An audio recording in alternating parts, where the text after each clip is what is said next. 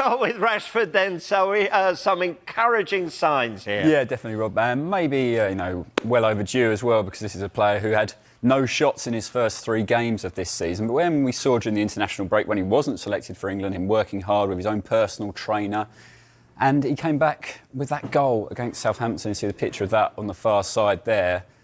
Shot through the crowd of bodies, just found the bottom corner. And I think, Rob, it's just amazing what a goal can do for confidence, really. And I think that's what we saw last night from Marcus Rashford, a player who, as we said, wasn't having shots. He had 6 of them last night against Barnsley, so 10 in his last 2 games now.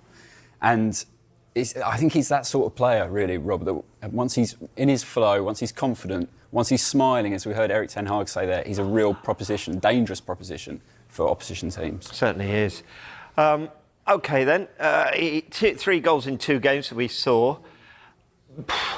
Is it too early to say that we've seen a transformation in him back to his best? I think it is. I think a couple of reasons. I think Southampton, bottom of the Premier League table, or just second bottom above Everton, and obviously Barnsley, a League One side. So you've got to factor in the quality of the opposition. And I think when we go back to a couple of seasons ago for Rashford, when he scored those 30 goals, it was about consistency that we saw from him over that, particularly the second half of that season. So I think that's what we'll be looking to see from Marcus Rashford. But certainly he's a player who historically has taken that confidence and belief and run with it when he has got up and running. And we saw last night his touch map, and actually he was playing a slightly different position to, I guess, what would be his favoured position on the left side of Man United's attack. He was playing in a more central area, as you can see from his touches there, but plenty on the right side as well, and that's where his first goal came from. So I think last night it wasn't so much about where he was playing, it was just about having that confidence and that drive really to go forwards, which we hadn't seen from him in those first 3 games of this season. Yeah, and these touches in the box here, I would think, would be music to the ears of Ten Hag and others.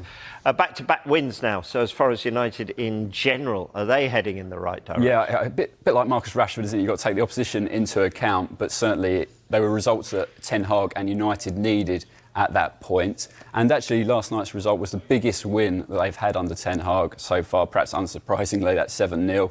They beat Real Betis 4-1. This was in Ten Hag's first season, both these results against Betis and Chelsea. Betis won in the Europa League, and then Chelsea, that actually confirmed them getting into the Champions League places at the end of the season, so an important victory for them then. And Rashford scored in each of these games as well, which I think is maybe an important point in terms of where they're going.